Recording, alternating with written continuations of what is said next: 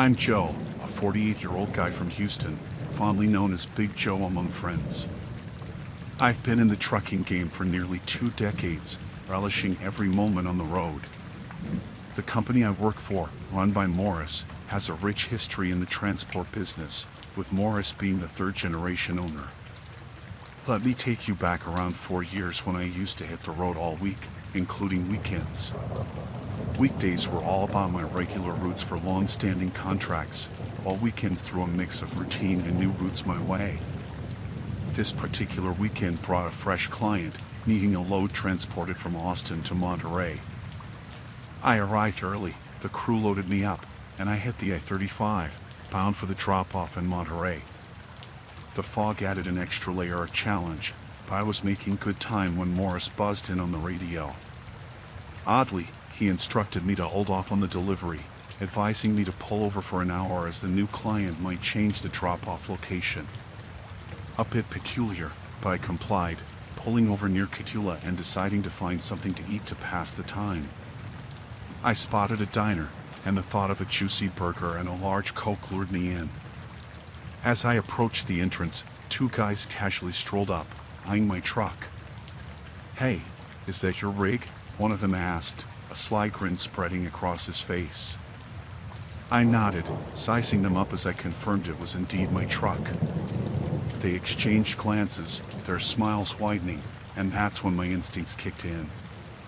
Something about their interest set off alarm bells. Friendly as ever, I played it cool and asked, "What's it to you?" They replied, claiming to be curious about the cargo. Red flags waved, but I kept it light, telling them it was just another load for delivery. The conversation took a turn when they got specific, asking about the cargo, its destination, and its value. It felt invasive, and the fog outside seemed to thicken with tension.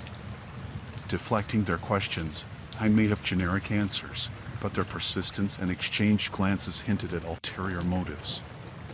A chill crept down my spine, and I regretted stopping for a break.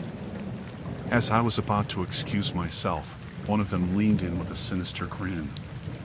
"You know, we could make it worth your while to take a little peek inside that cargo." "A deal, just between us."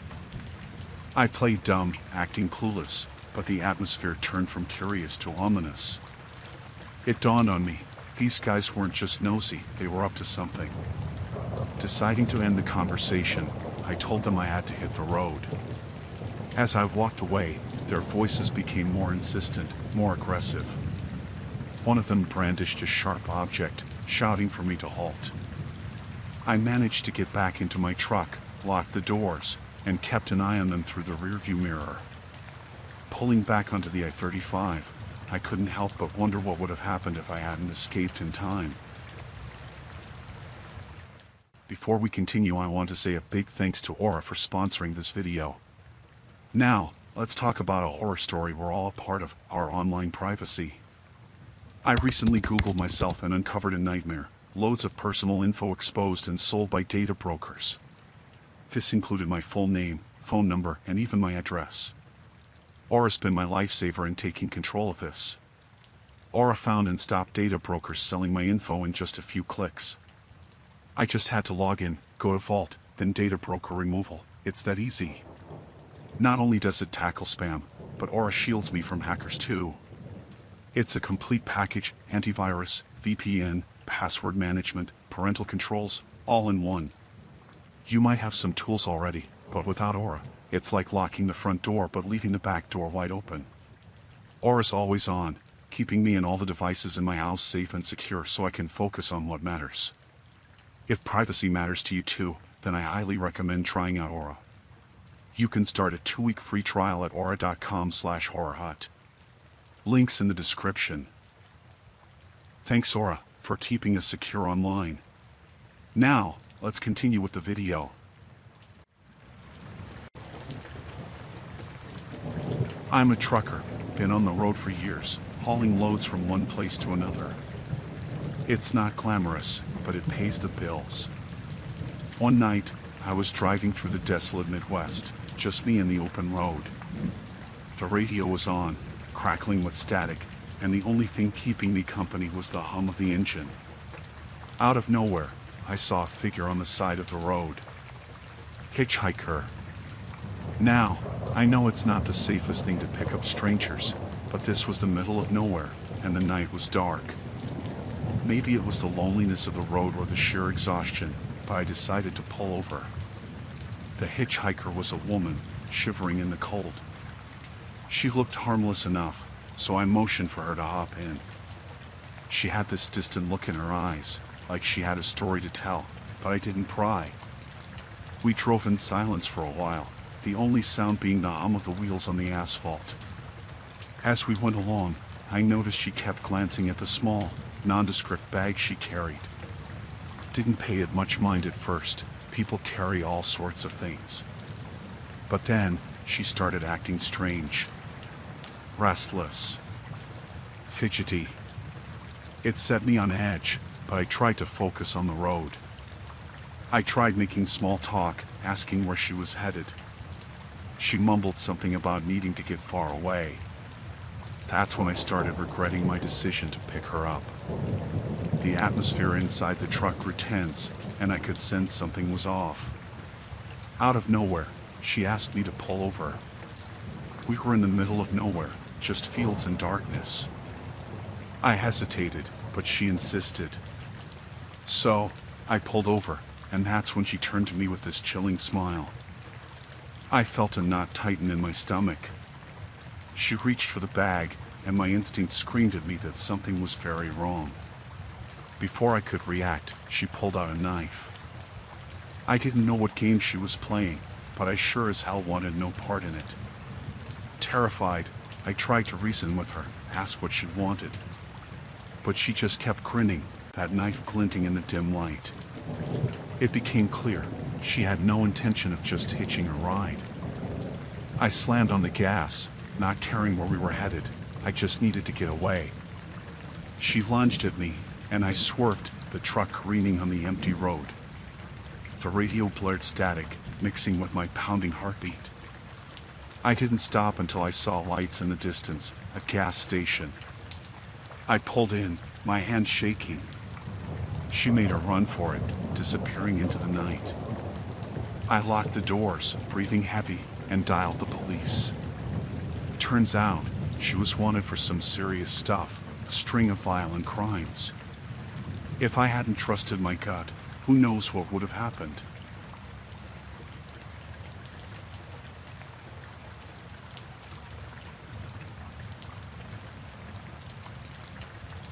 I'm just a regular trucker, hauling freight across the vastness of the Southwest. I've seen my fair share of desolate rest stops, but this one, out in the middle of nowhere, was different. The sun was setting, casting long shadows across the desert landscape. I pulled into the rest stop, my headlights cutting through the gathering darkness. There was only one other truck parked there, and I could see the dim glow of the rest stop's single light. As I stepped out, the air was thick with an eerie silence. The attendant's booth had a flickering fluorescent light, and the whole place had that worn-down feel.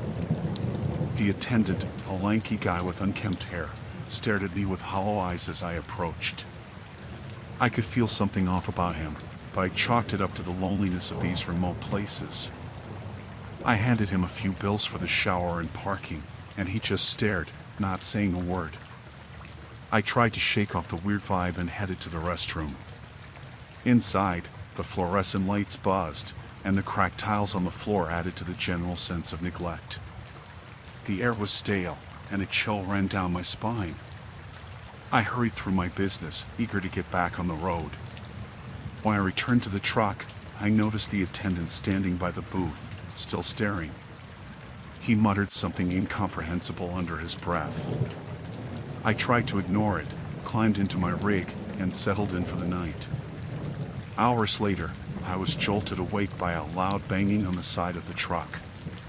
Startled, I peered out the window and saw the attendant, his eyes wide and wild. He was muttering again, words I couldn't quite catch. I yelled at him to leave me alone, but he just kept on, more agitated than before. Unease settled over me as I realized I was alone in this desolate place with a guy who seemed to be unraveling. I decided to leave, but as I started the engine, he stepped in front of my truck, blocking my way. Panic set in. I honked the horn, hoping to scare him off, but he just stood there, staring at me with a disturbing intensity. Desperation kicked in, and I floored it, narrowly missing him. The rest stop disappeared in the rearview mirror, but my relief was short-lived. Glancing back, I saw him in the distance, chasing after me like a madman. I pushed the accelerator harder, my heart pounding. Miles down the road, I finally saw the lights of a small town. I pulled into a gas station, praying he wouldn't follow. As I caught my breath, I realized how close I had come to something truly horrifying. That night, in the quiet of the Southwest, I learned that sometimes the real terrors are not in the vast desert, but in the disturbed minds of those you encounter in the loneliest places.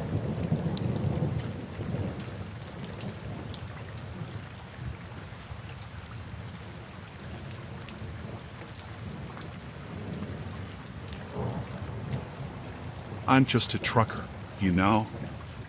Hauling freight through the Rockies like I've done for years. It's a tough job, but I'm used to the long hours, the winding roads, and the solitude. It's just me, my truck, and the open road. One night, though, things got weird. I was driving through the Rockies, the moonlight casting eerie shadows on the mountain peaks. The air felt different, charged with an electricity I couldn't quite put my finger on. I tried to shake off the unease, blaming it on fatigue. As I rounded a bend, my headlights caught something on the side of the road. A figure. A person standing there in the darkness. Now, these mountain roads aren't exactly pedestrian-friendly, and I couldn't fathom why someone would be out there at that hour. I slowed down, peering through the windshield. The figure was a woman, wearing a tattered dress, her hair wild in the mountain wind. I hesitated, my instinct screaming at me to keep driving, but against my better judgment, I stopped. She approached, and her eyes were vacant, like she was lost in another world. She mumbled something I couldn't understand, and I asked if she needed help. No response. Just that vacant stare. I was getting seriously creeped out, but I couldn't leave her there alone in the middle of nowhere. I offered a ride, and she climbed into the cab without a word.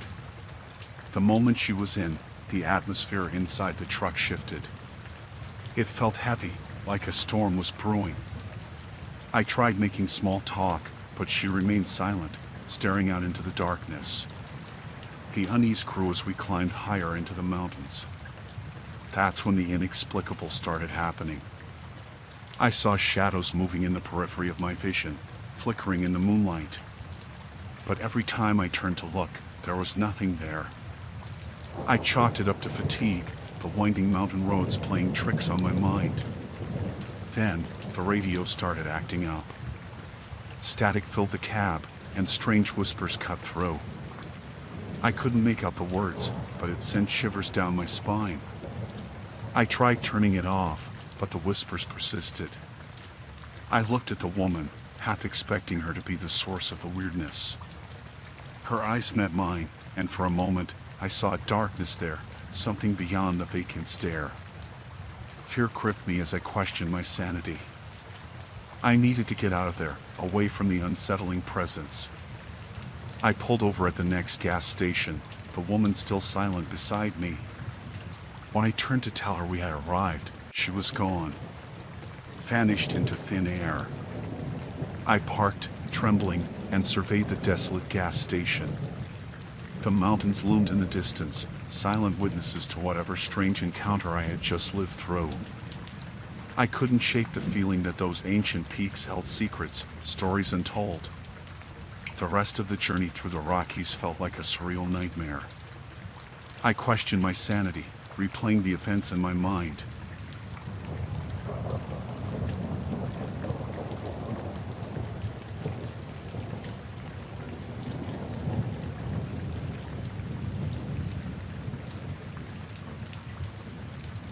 Just a regular trucker, that's me. Cruising through the Northeast, hauling cargo for what seemed like a solid company. It's been years on the road, and I never thought I'd stumble onto something that would make my blood run cold. The company was all smiles on the surface. Decent pay, good routes, nothing out of the ordinary. But one day, a seemingly routine delivery turned my whole world upside down. I was assigned a special haul, told to pick up a sealed container and transport it to a remote warehouse. It felt off, but I shrugged it off, thinking it was just another quirky job in the trucking world. The day arrived, and I rolled up to the warehouse. It looked deserted, like it hadn't seen action in years. I got out, handed the paperwork to a shady-looking guy in a suit, and they loaded the container onto my rig. As I drove through the winding roads, curiosity got the better of me. I knew I shouldn't, but the nagging feeling in my gut pushed me to take a peek inside the container during a pit stop. I cracked it open, and what I saw froze me in my tracks. It wasn't just regular cargo. It was stacks of cash, bundles of it. I felt a chill down my spine. What had I gotten myself into? The next delivery, I couldn't shake the unease. The seemingly routine job became a haunting puzzle. I started noticing strange patterns, like the routes always avoiding the prying eyes of law enforcement. Red flags waved in my face, but I couldn't just walk away. Late one night, I overheard a conversation on the company's radio frequency. It was the owner, an enigmatic figure I'd never seen in person. He spoke in coded language, discussing shipments, payments, and things I couldn't comprehend. The pieces started falling into place. I realized I was just a pawn in an elaborate game, transporting illegal goods under the guise of innocent cargo. The seemingly reputable company was a front for a criminal operation, and I was knee-deep in it. Fear gnawed at me as I grappled with the reality of the situation. I knew I had to expose the truth, but the stakes were high. The owner, this elusive puppet master, had eyes and ears everywhere. Every mile I drove, paranoia grew. I started noticing unmarked cars tailing me, shadowy figures lingering in the corners of truck stops. My life wasn't mine anymore. I was a target. One night, as I parked in a secluded rest area, a message flashed on my truck's computer. It was a warning, a chilling reminder that they knew I was onto them. Panic set in as I realized how deep I dug myself. I reached out to a journalist I'd met on the road, someone I thought could help. But before we could meet, my truck was rammed off the road.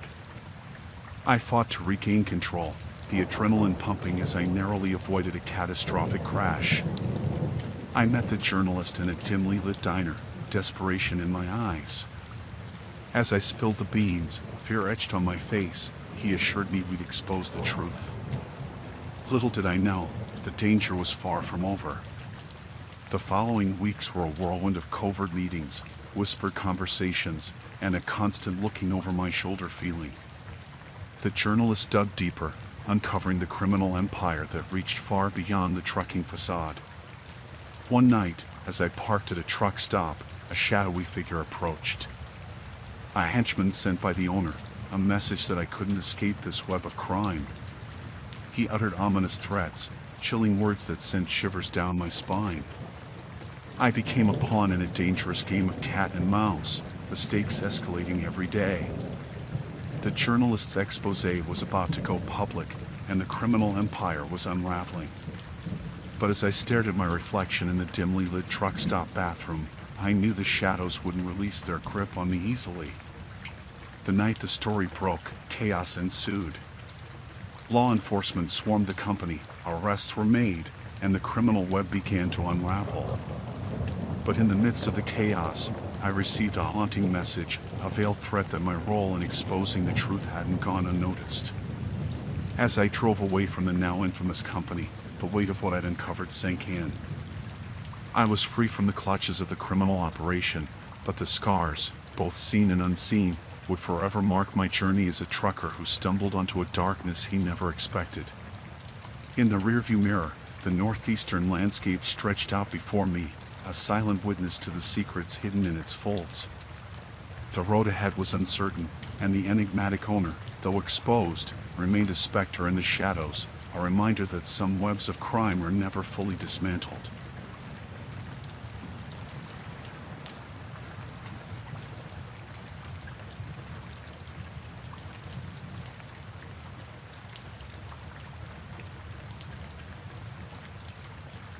We were driving through the Pacific Northwest, just a couple on a road trip.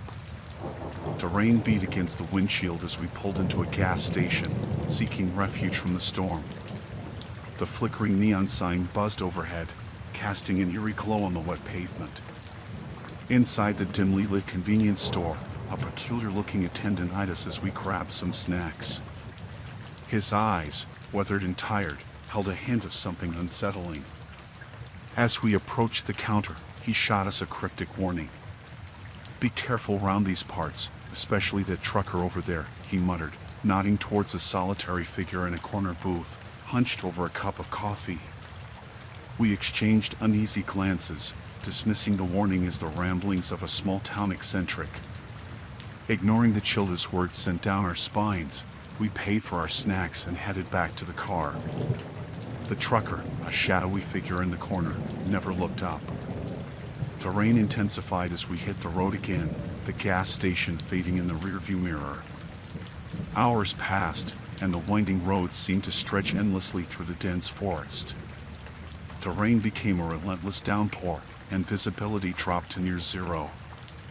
That's when we noticed it, the same trucker from the gas station, his rig looming large in the rearview mirror. Unease settled in as he tailgated us relentlessly, his headlights piercing through the relentless rain. We tried to shake him off, but he stuck to our bumper like a shadow. Thoughts of the gas station attendant's warning resurfaced, and fear began to gnaw at us. Desperation set in as we veered off the main road, hoping to lose the persistent trucker on the smaller, darker paths. But he followed, tire treads cutting through the rain-soaked gravel. Panic surged as we realized there was no escaping this relentless pursuer. In a moment of sheer terror, the trucker's rig pulled alongside us. The driver, obscured by the rain-soaked window, made no attempt to communicate. He just stared, an unsettling gaze that sent shivers down our spines. The gas station attendant's warning echoed in our minds. With a sudden jolt, the trucker veered in front of us, forcing us to a screeching halt. The forest seemed to close in around us as the rain pounded on the roof, drowning out the sounds of our panicked breaths. The trucker climbed down, his silhouette emerging from the storm. He approached our car, his face obscured by the hood of his rain-soaked jacket. The gas station attendant's warning became a haunting reality as the trucker produced a knife, glinting ominously in the dim light. Time seemed to stretch as we stared into the abyss of his intentions. Suddenly, headlights pierced through the darkness, revealing a patrol car rounding the bend. The trucker, caught in the act, retreated into the shadows. The police officer, oblivious to the horrors that had unfolded, pulled over to check on us. We stumbled over our words, trying to convey the terror that had gripped us. The officer, skeptical but concerned, radioed for backup. As they investigated, we saw the trucker's rig disappearing into the rainy night. The gas station attendant's warning, once dismissed as the ramblings of an eccentric, now held weight. The encounter had unraveled into a nightmarish reality, leaving us shaken and scarred.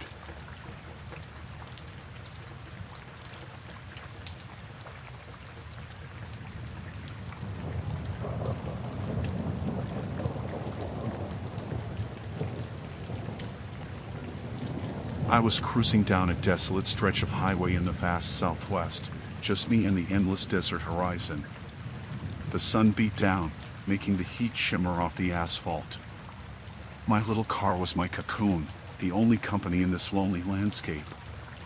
As I drove, I noticed a big rig in my rearview mirror. It loomed larger with each passing mile, and I couldn't shake the feeling it was tailing me. Maybe just a fellow traveler on the same lonesome road, I thought, trying to dismiss the uneasy feeling settling in my gut. But as the miles rolled on, the truck stayed relentlessly close. I'd speed up, it would speed up. I'd slow down, it would slow down. It was like a dance under the scorching sun, and my heartbeat quickened with every move. I couldn't see the driver, just a massive metal beast behind me, and the feeling of being pursued grew. I glanced at the gas gauge, praying I wouldn't have to pull over in this desolate stretch. The truck's presence felt like a shadow, a relentless force that refused to let go. Desperation crept in as I scanned the barren landscape for any sign of civilization. The trucker, faceless in my imagination, seemed like an ominous specter against the vast desert canvas. The isolation of the Southwest, once awe-inspiring, now felt suffocating. I tried to convince myself it was all in my head. Maybe the trucker had the same destination, and it was all a bizarre coincidence. But the paranoia lingered, an invisible weight on my shoulders, urging me to escape this relentless pursuit.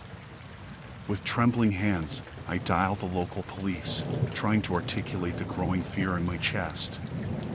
They assured me they'd send someone, but the vastness of the desert made me feel like a lone ant in a vast, uncaring world. As I pressed on, the truck's presence became more oppressive. It wasn't just following now, it was tailgating, a metallic menace on my tail. The desert, once expansive and awe-inspiring, now felt like a trap closing in. I took an abrupt turn onto a smaller road, hoping to lose my pursuer in the labyrinth of desert trails. But the truck followed, a relentless predator in this scorching wilderness. Panic set in as I realized there was no escape, just a vast desert swallowing us both. I floored the accelerator, my little car straining against the relentless pursuit. The sun blazed overhead, scorching everything in its path. The truck, a monstrous silhouette, refused to relent. The radio crackled with static, my desperate pleas for help drowned in the vast emptiness. In the distance, I spotted a gas station, a lone outpost in this desolate expanse. The hope of sanctuary fueled my resolve, and I sped toward it, the truck still hot on my heels. The gas station appeared like a mirage, a potential refuge from this nightmarish chase. I skidded into the station, tires screeching, and stumbled out of the car, gasping for breath. The truck pulled in behind me, its engine growling like a predatory beast. I sprinted toward the station, praying for someone to help, someone to intervene in this relentless pursuit. The gas station attendant, a weathered face framed by a trucker hat, eyed me with concern. I blurted out the situation, the fear, the pursuit, and he nodded knowingly. He radioed the police, his eyes narrowing as he glanced at the ominous trucker. As the police arrived, the trucker, finally revealed in the harsh daylight, wore a menacing scowl. The police questioned him, and I stood, shaken and exhausted, watching this faceless specter turn into a human with malicious intent. They arrested him, his dark motives laid bare in the harsh desert sun. The relief washed over me, but the desert seemed to retain the echoes of the chase, a vast, unforgiving canvas where a solitary traveler had faced a relentless pursuer under the scorching southwest sun.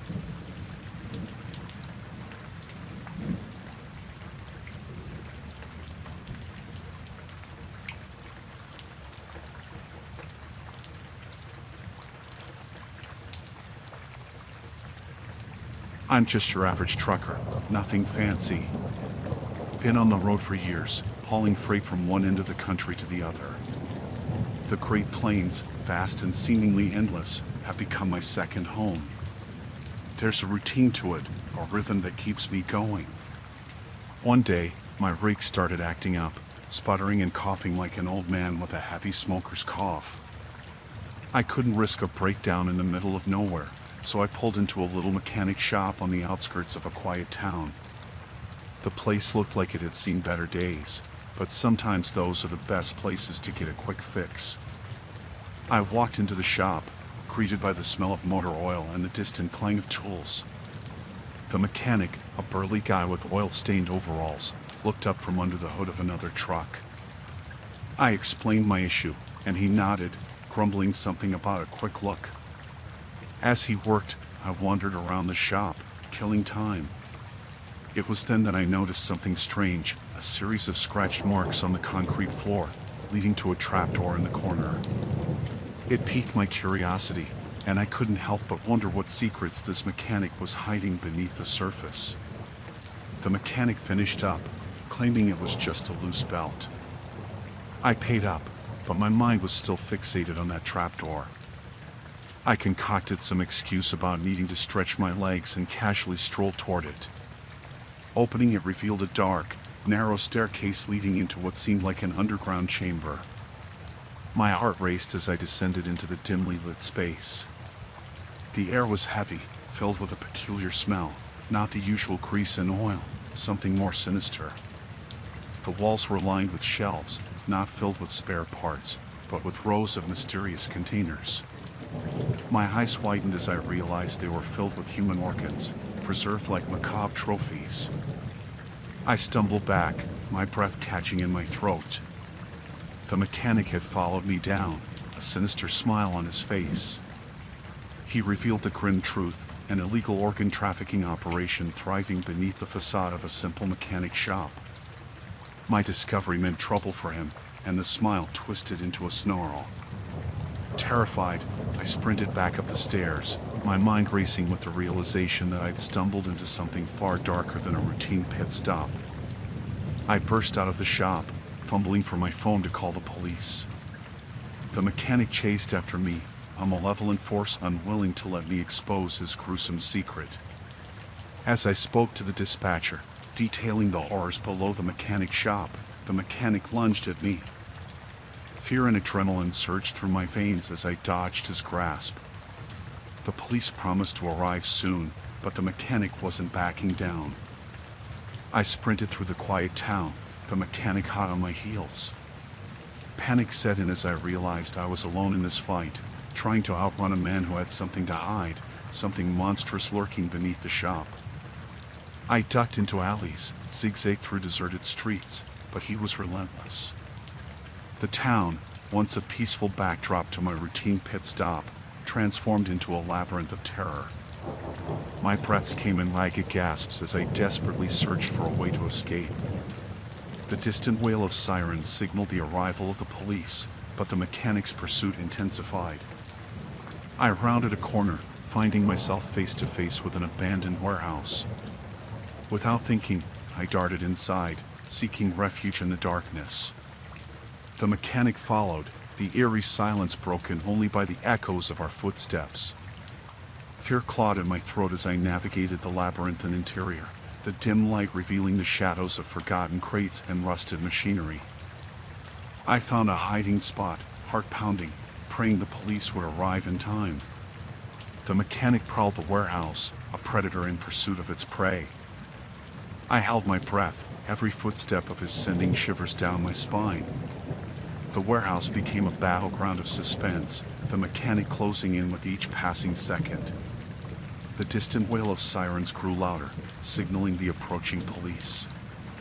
In the darkness, our fates hung in the balance, a collision of ordinary routine and a nightmarish secret lurking beneath the Great Plains. I was finally rescued, and to this day I still have nightmares about what happened.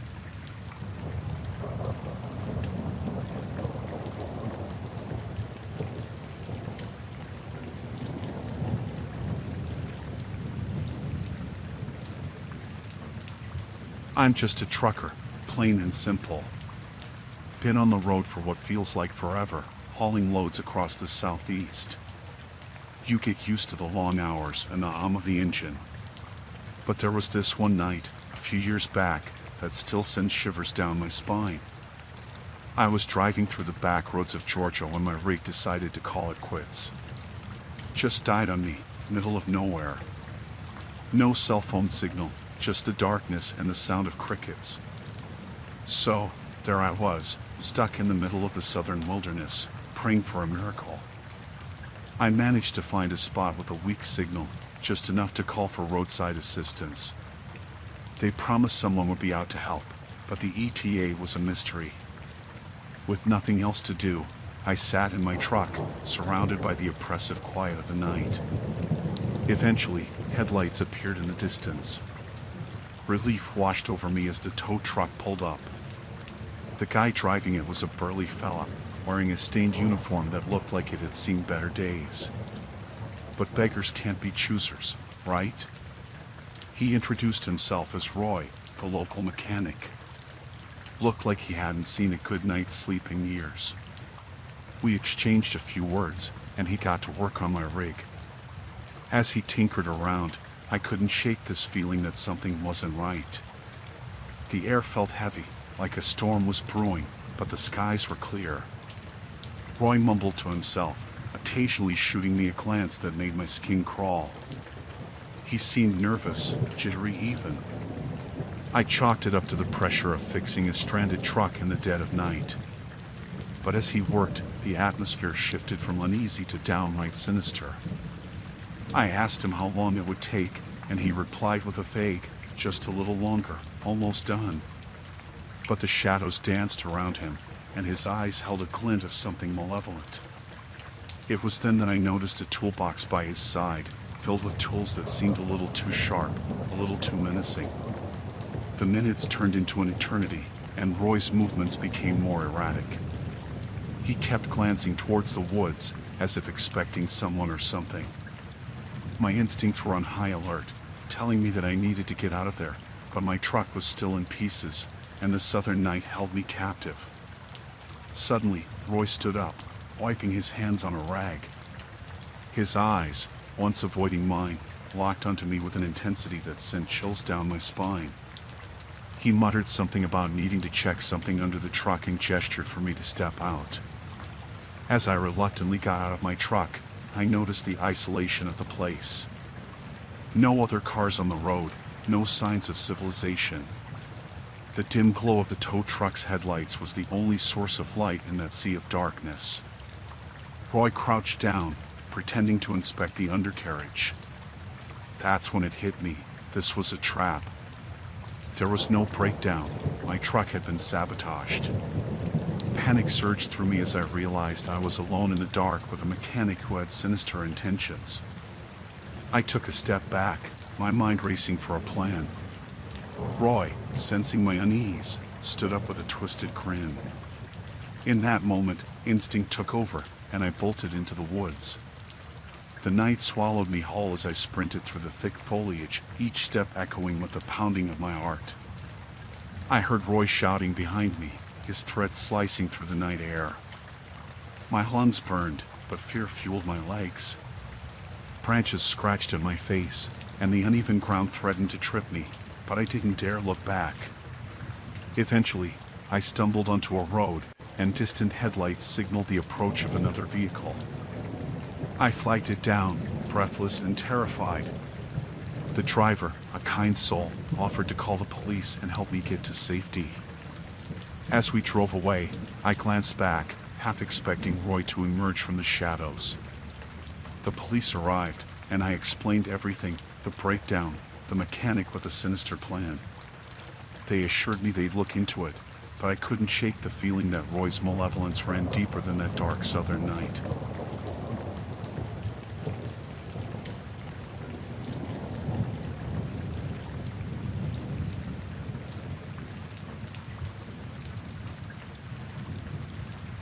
I'm just a regular trucker, been on the road for ages, hauling loads across this vast desert. It's lonely out here, just the hum of the engine and the endless horizon.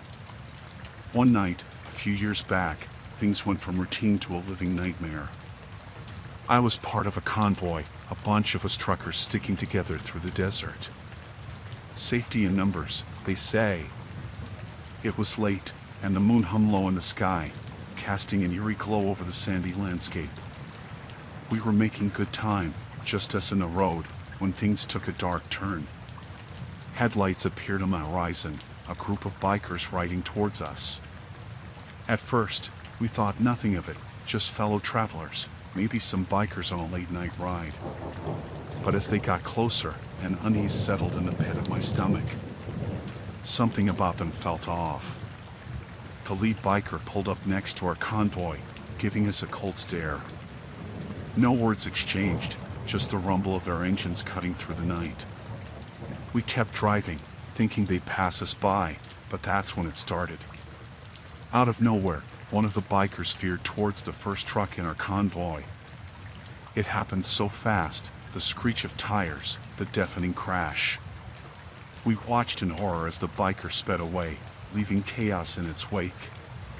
The rest of the convoy slowed down, trying to make sense of the wreckage. Fear hung heavy in the air. We radioed for help, but the bikers weren't done. They circled us like vultures, choosing their next target. Another truck went down, the bikers weaving in and out with deadly precision. Panic set in, and we were caught in a nightmare we couldn't escape. The desert, once vast and empty, now felt like a trap closing in on us. The convoy became a target, the bikers picking us off one by one. It was chaos, the night shattered by the screams and the twisted metal. Each passing moment, the dread deepened. We were helpless, just trying to survive the relentless assault. Our radios buzzed with a mix of frantic pleas for help and the cold laughter of the bikers. They weren't after our cargo or money. It was something darker, something sinister that I couldn't quite grasp.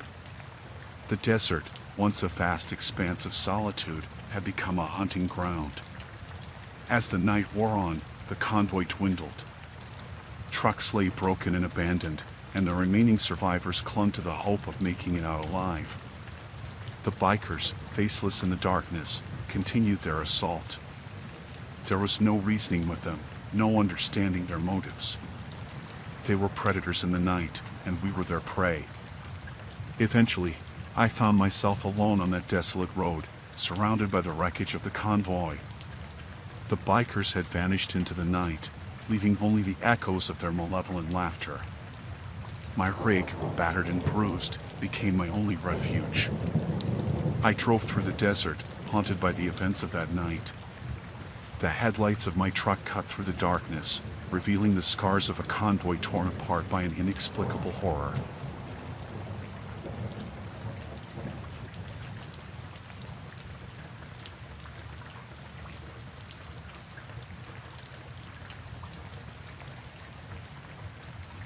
A few years back, I was on a long stretch of highway, tired as hell, looking for something to keep me awake. That's when I found it, the late-night radio show. The signal was weak, the voice on the radio scratchy and distorted. It was some guy talking in a low, almost hypnotic tone. He had this eerie charisma, drawing me in like a moth to a flame. I couldn't explain it, it felt like he was speaking directly to me. He called himself the Night Watchman, and the topics he delved into were bizarre, like secrets hidden in plain sight, the darkness beneath the surface of everyday life. It was chilling, but I couldn't turn it off.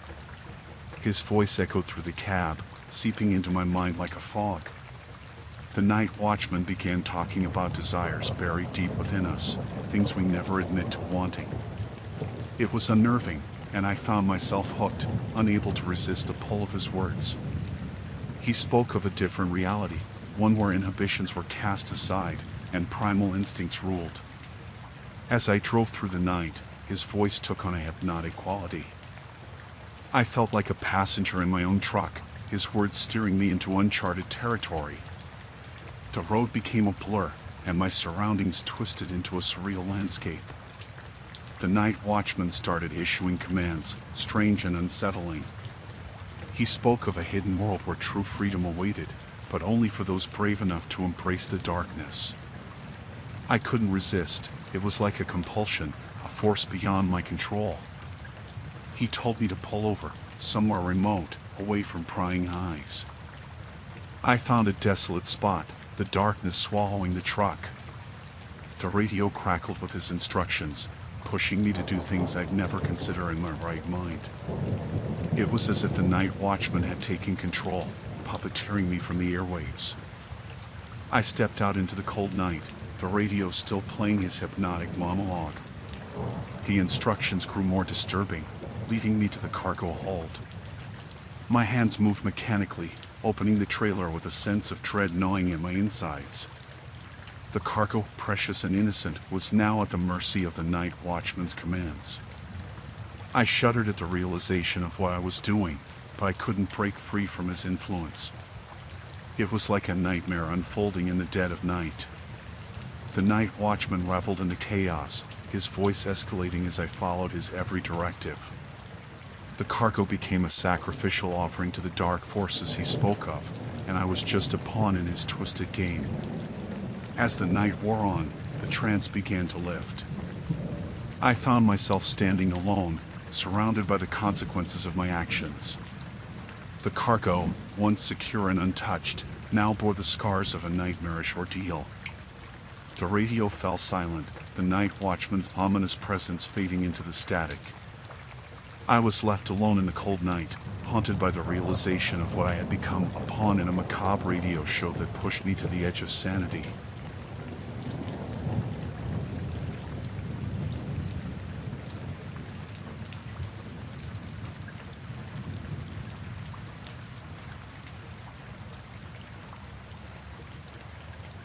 I was just a guy looking for a job, you know? A regular Joe. The economy wasn't doing great, and I needed work. So, when I saw an ad for a trucking gig in the southeast, I thought, why not? Little did I know, that decision would lead me down a twisted path. The recruiter, a guy named Carl, seemed friendly enough at first. He had this polished spiel about the company, the benefits, the routes. Sounded like a dream job. But the devil's in the details, they say. As I went through the hiring process, things started to get weird. Carl kept asking about my personal life, almost prying into it. I chalked it up to his quirky personality, but there was something off about the way he looked at me. Like he was sizing me up, measuring my worth for something beyond just a trucking job. One day, I overheard some hushed conversations at the office. Whispers about drivers who vanished without a trace, routes that led to nowhere. I couldn't ignore the sinking feeling that I was stepping into a nightmare. The training started, and Carl became more than just a recruiter. He was my instructor, and every lesson felt like a descent into a darker world. He spoke cryptically about the road, the places we'd go, and the secrets hidden in the long stretches of highways. One night, after a grueling training session, I found a map in Carl's office. It had markings on it, routes that coincided with the disappearances. The connection hit me like a ton of bricks. I was in the belly of the beast, surrounded by a mystery I never signed up for. As my first solo run approached, the tension in the air thickened. Carl's smiles became more menacing, his eyes colder. I realized I had stumbled into something beyond my control, something that went way beyond a trucking job. On the road, I started noticing oddities, strange cargo, unscheduled stops, and Carl's eerie instructions. The feeling of being watched was relentless, like unseen eyes were following my every move. The road became a trap, each mile closing in on me. One night, parked in a desolate rest area, I uncovered the truth. The cargo I was hauling wasn't just goods, it was a dark secret, a connection to the vanished drivers. Carl's twisted agenda unfolded, and I became a pawn in a sinister game.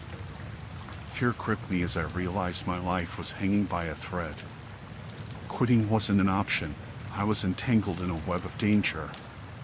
The disappearances weren't accidents, they were orchestrated, and I was the unwitting accomplice. I decided to confront Carl, to demand answers. But he was always one step ahead, his smile widening with each passing day.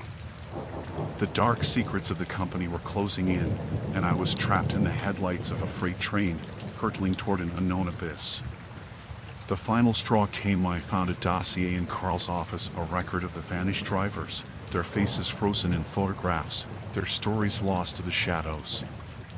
It was a chilling revelation, and I knew I had to escape before I became the next entry in that macabre archive. One night, I left without a word, abandoning the truck and the horrors it carried. I drove into the night, haunted by the shadows of the road. The company's secrets trailed behind me like a ghostly convoy. I never looked back, but the memories of that twisted journey lingered. I was just a guy looking for a job, but what I found was a descent into darkness, a brush with something beyond comprehension.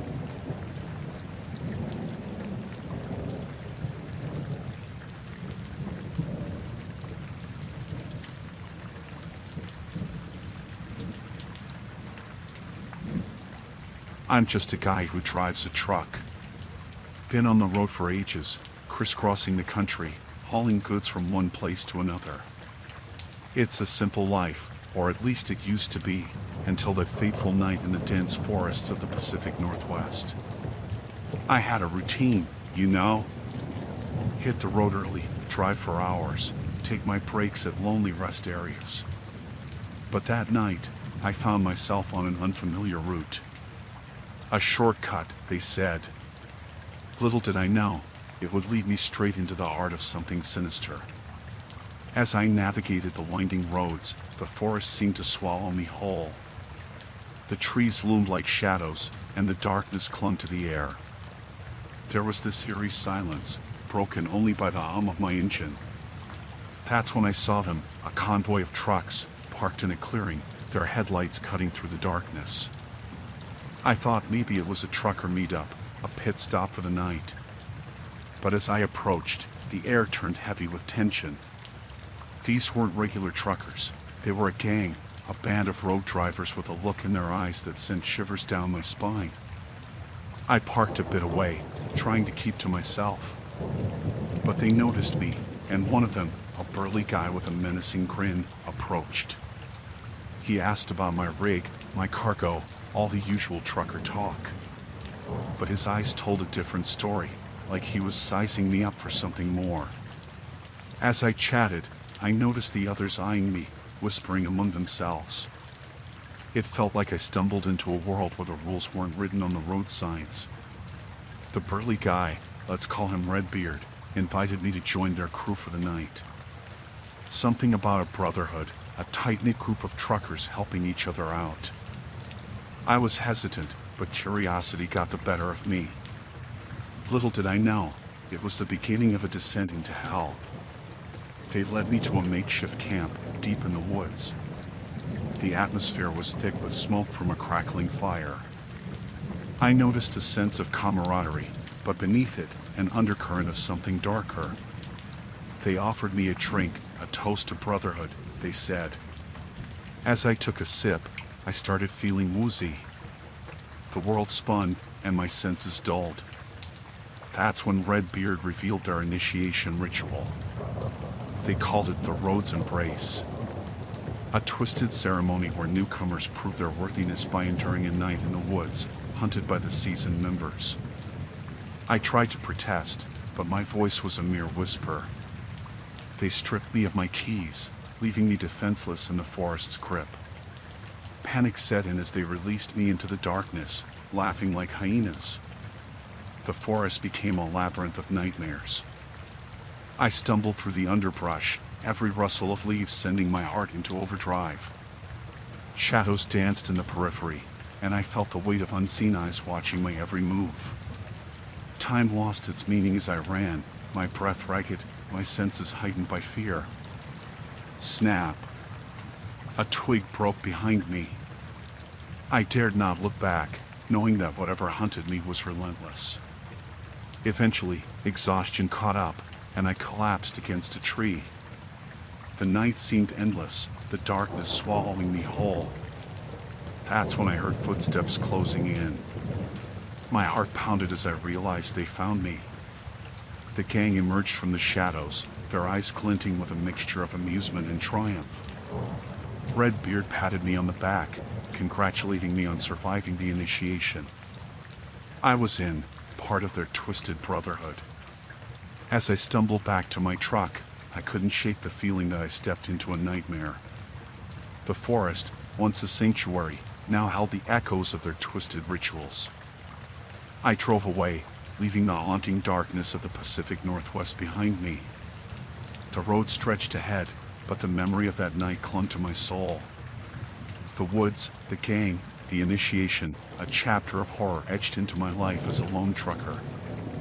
And as the miles rolled by, I couldn't escape the chilling truth that the road I traveled had secrets darker than the shadows in the Pacific Northwest forest.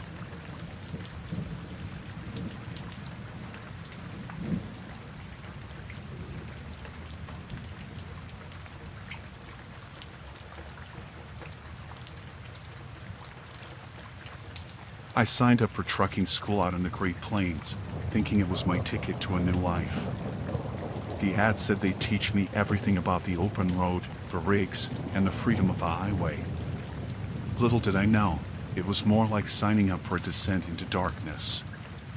First day, I walked into the place. Dingy walls, flickering lights, the whole deal. The instructor, a grizzled guy with a permanent scowl, started off normal enough. "Welcome to the school," he said, eyeing us like we were fresh meat. He had this vibe, something off about him, but I chalked it up to the stress of the job. Weeks went by, and the lessons seemed okay at first. We were learning to shift gears, handle the big rigs, the basics.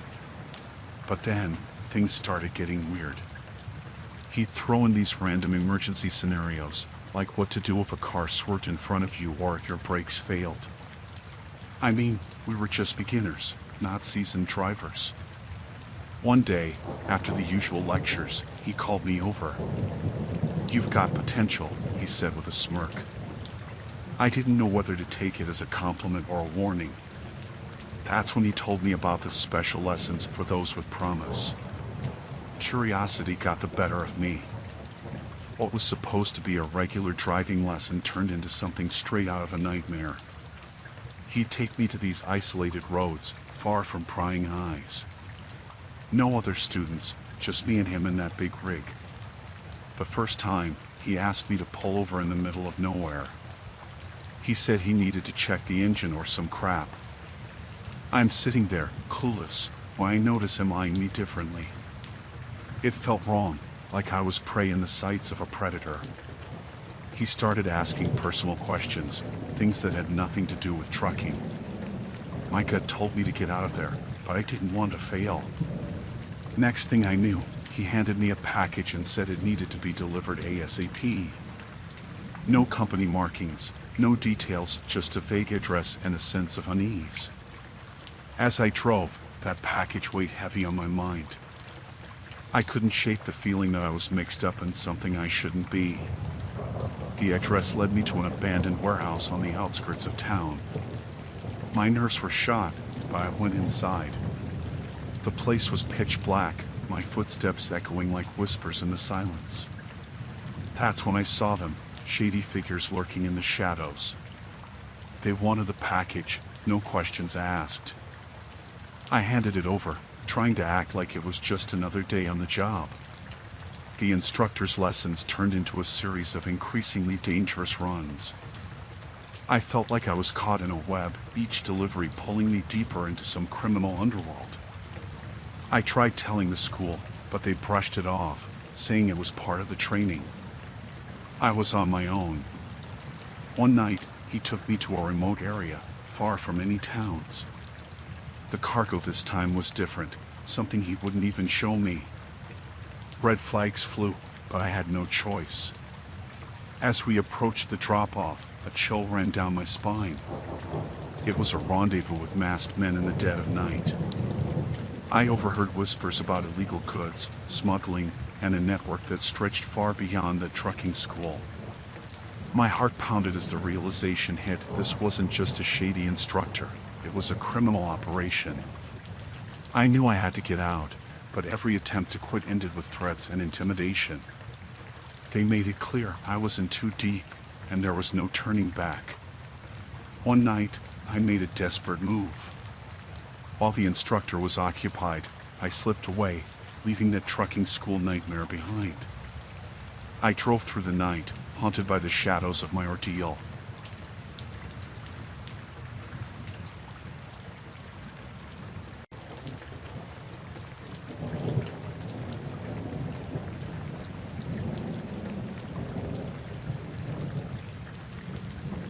There I was, just another day on the open road in my big rig. The sun was beating down on the endless stretches of highway in the southwest, making the asphalt shimmer in the heat. I liked the freedom of the road, the hum of the engine, and the rhythm of the wheels against the pavement. I got a call from dispatch about a last-minute job or rush delivery, they said. The cargo needed to be in some desolate town by nightfall. Seemed urgent, and I could use the extra pay, so I accepted without asking too many questions. The pickup was at a nondescript warehouse on the outskirts of a small town. A couple of guys in suits handed me the cargo manifest and said it was fragile. They emphasized the need for speed but didn't say what was inside. I shrugged it off. I was used to hauling all sorts of stuff without knowing the specifics. As I hit the road with the cargo secured in the trailer, I couldn't shake the feeling that something was off. The air in the cab felt heavy, and the usual hum of the engine seemed more ominous. Maybe it was just the anticipation of a long drive ahead. As the miles passed, I started noticing a couple of cars tailing me. Every time I changed lanes or slowed down, they matched my moves. Paranoia kicked in, and I thought maybe I was overthinking it. Maybe they were just fellow travelers going the same way.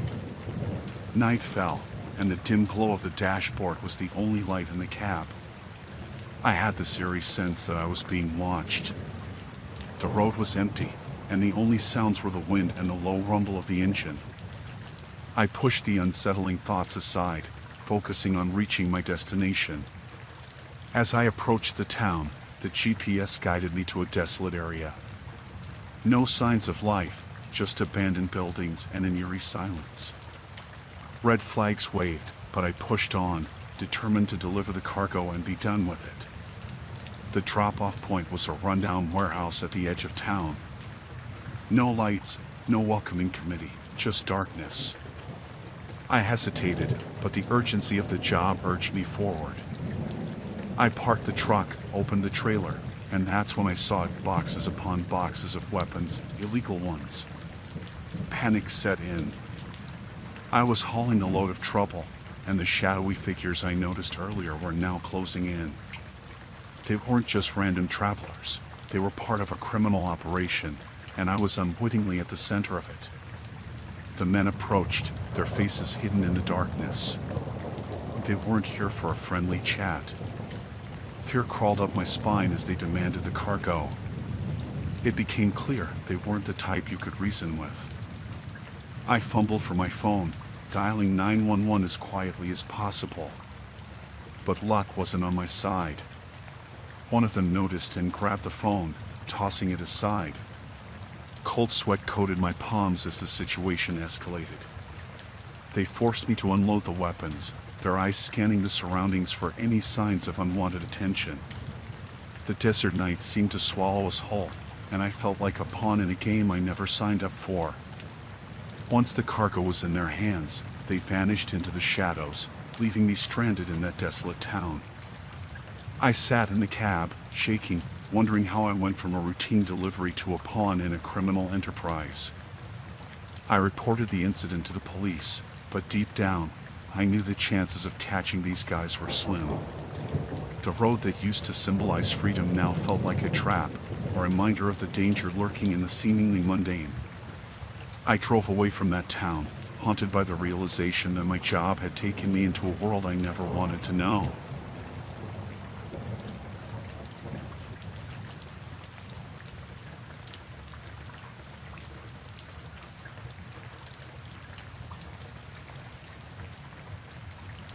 Back in the summer of '98, me and my buddies thought we'd be adventurers for a weekend.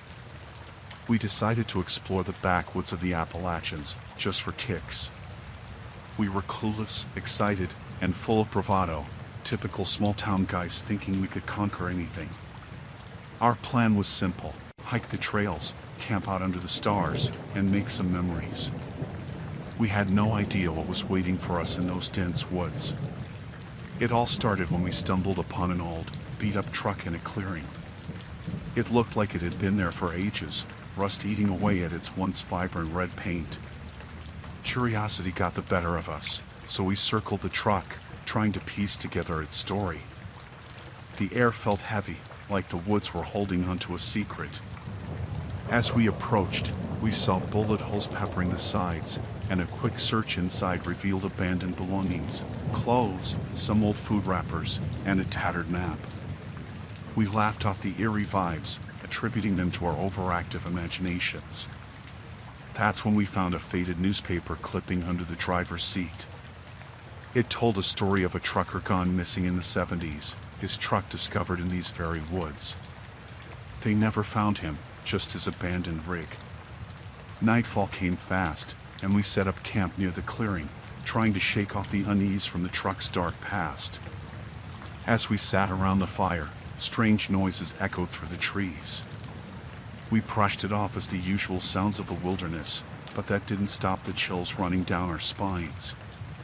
Sleep came hard that night. We tossed and turned in our tents, each of us blaming the uncomfortable ground for our restlessness. But deep down, we all knew something was off. When the first light of dawn broke, we decided to leave that cursed clearing behind. As we hiked away, the forest seemed to close in on us. Branches snapped behind us, and the air grew colder. We quickened our pace, glancing over our shoulders as if expecting something to leap out of the shadows. The unease lingered, refusing to let us shake it off. Hours later, we stumbled upon a dilapidated shack deeper in the woods. We cautiously approached, the air thick with tension. Inside, we found old photographs scattered on the floor. They were of the missing trucker, documenting his life on the road and his love for these very woods. Our hearts pounded as we realized we were being watched. The rustling outside grew louder, shadows dancing in the corners of our vision. Panic set in, and we bolted out of there, fear propelling us faster than reason.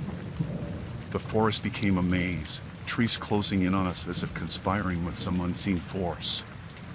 We heard whispers on the wind, sinister laughter that echoed through the trees.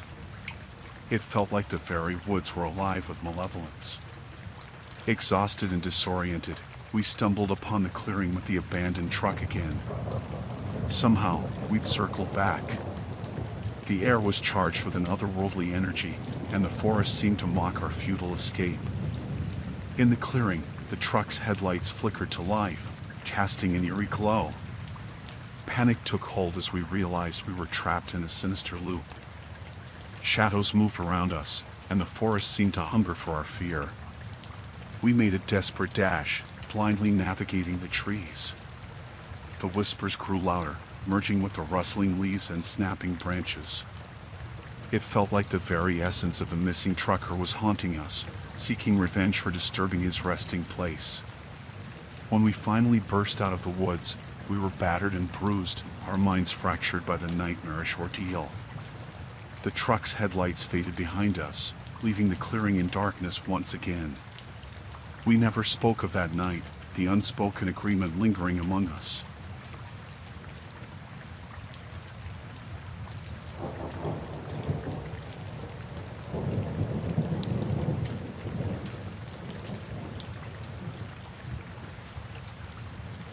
I was just another trucker, wheels turning and cargo rolling, trying to make ends meet. Never thought my life would get tangled in some rich family drama. It all started when my usual route took me deep into the Northeast, a place where money flowed like water, and power was measured by the size of your fleet. The Thompsons, a name synonymous with trucking royalty, owned a massive transport empire. Rumors whispered about family feuds, but I never cared much for gossip. All I wanted was to haul my load, get paid, and hit the open road again. But fate had other plans. One day, I got a call from Mr. Thompson himself, the patriarch of the trucking dynasty. He needed a reliable driver, and somehow my name came up. Honored, I accepted the offer, thinking it was just another job. Little did I know, I was stepping into a viper's nest of familial power plays and hidden agendas. The Thompsons' empire was vast, with countless relatives vying for a piece of the pie. Loyalties shifted like the wind, and I found myself unwittingly caught in the crossfire. It started innocently enough, a few enigmatic glances, hushed conversations when I walked into the room. But it soon escalated into something far more sinister. One night, as I parked my rig in the family compound, I overheard heated arguments echoing through the luxurious halls. Family secrets spilled like gasoline, igniting the already tense atmosphere. I was a fly on the wall, witness to a dangerous dance of betrayal and greed. I tried my best to keep my distance, focusing on my deliveries and staying out of the Thompsons' internal struggles. But the shadows cast by family disputes are long and unpredictable. One evening, as I fueled up my truck, a disheveled cousin approached me, desperation in his eyes. He whispered of treachery within the family, and how my role unknowingly made me a pawn in their deadly game. I shrugged it off, thinking it was just the ramblings of a desperate man. But the weight of his words lingered, a foreboding cloud over my daily routes. The once lavish estate now seemed haunted, each luxurious corridor concealing the skeletons of familial discord. As I made my deliveries, tensions heightened within the Thompson family. It wasn't long before I became a pawn in their power struggle. Loyalties shifted like sand beneath my feet, and I found myself entangled in a web of deceit that I never signed up for. One evening, after unloading a shipment, a mysterious figure approached me in the dimly lit warehouse. It was one of the Thompsons, eyes filled with a mix of fear and desperation. He revealed the family's darkest secret, a plan to eliminate rivals and secure power, with me as the unwitting accomplice. Suddenly, I was at the center of a dangerous plot. Fear gripped me as I realized the magnitude of the Thompsons' machinations. The line between victim and accomplice blurred, and I felt the suffocating weight of a nightmare I couldn't escape. The fateful night arrived when the family's power struggle reached its boiling point. As I parked my truck, I heard the distant echoes of a violent confrontation. The once grand estate now resembled a battleground, and I stood on its outskirts, a helpless observer to the chaos unfolding. Betrayals, gunshots, and screams filled the air. It was a war waged within the walls of opulence, hidden from the prying eyes of the outside world. The Thompsons, once a symbol of wealth and influence, were now tearing each other apart. Caught in the crossfire, I retreated to my truck, heart pounding.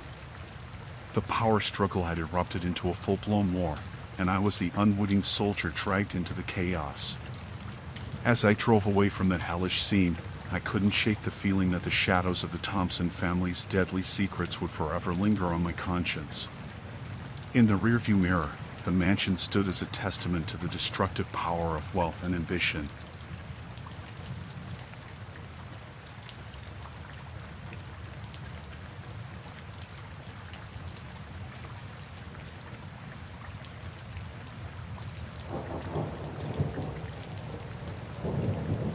I was trucking through the desert, just me, the open road, and my trusty rig. The sun was beating down, and the heat seemed to stretch the horizon endlessly. It was one of those days where the heat waves dance on the asphalt, making it feel like you're driving through a mirage. I never expected it to turn into the nightmare it became. Out of nowhere, my truck coughed and sputtered, and then it just died. Great, I thought.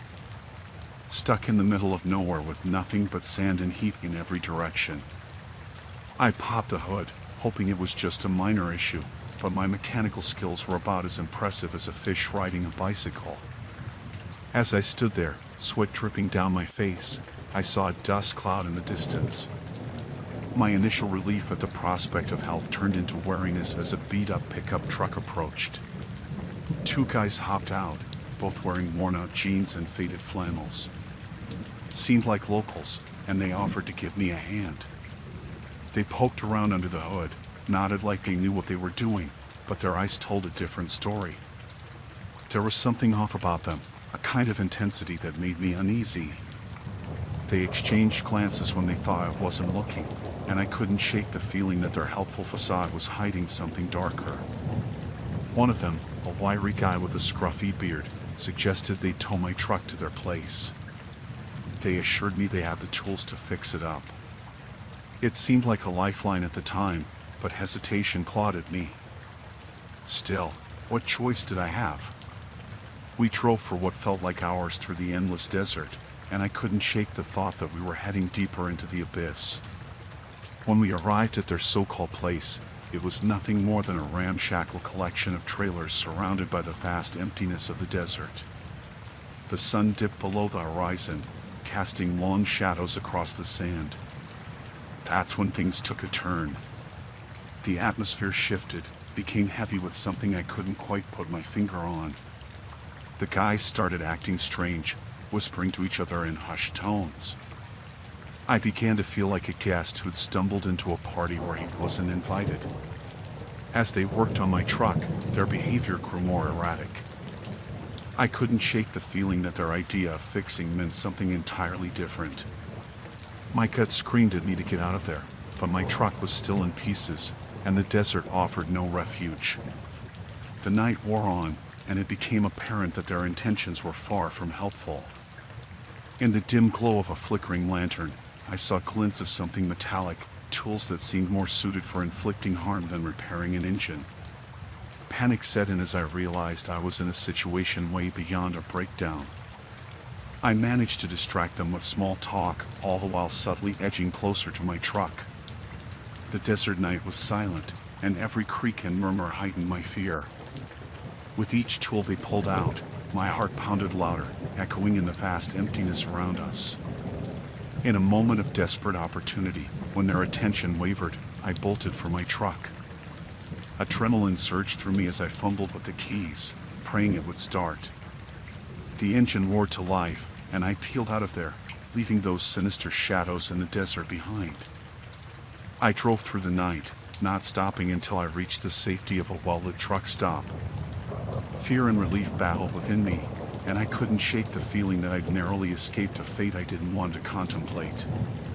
As I looked back on that night, the desolate desert took on a new meaning, a place where the line between survival and the unknown blurred.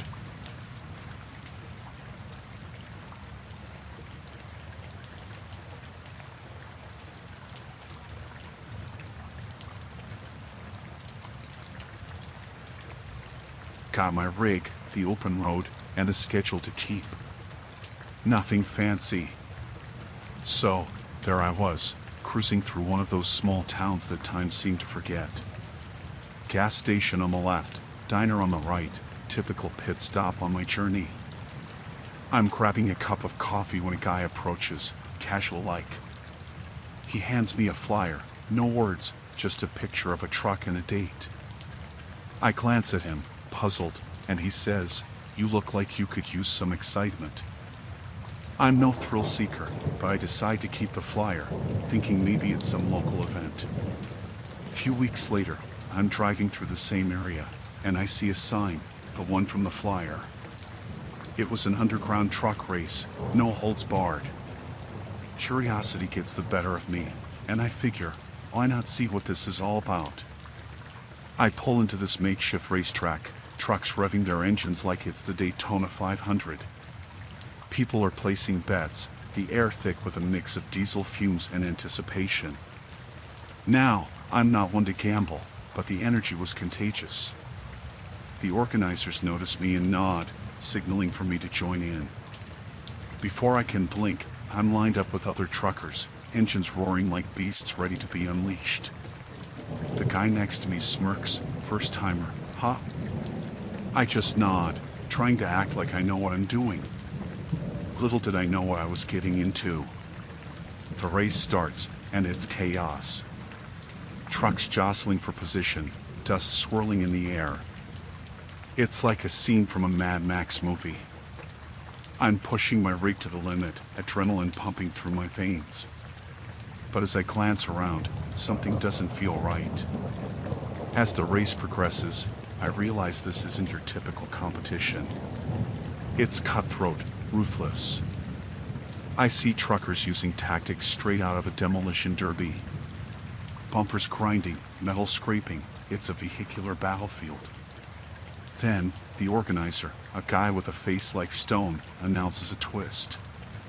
Winners get a hefty cash prize, but losers, well, Let's just say it's a one-way ticket to something far worse than losing a race.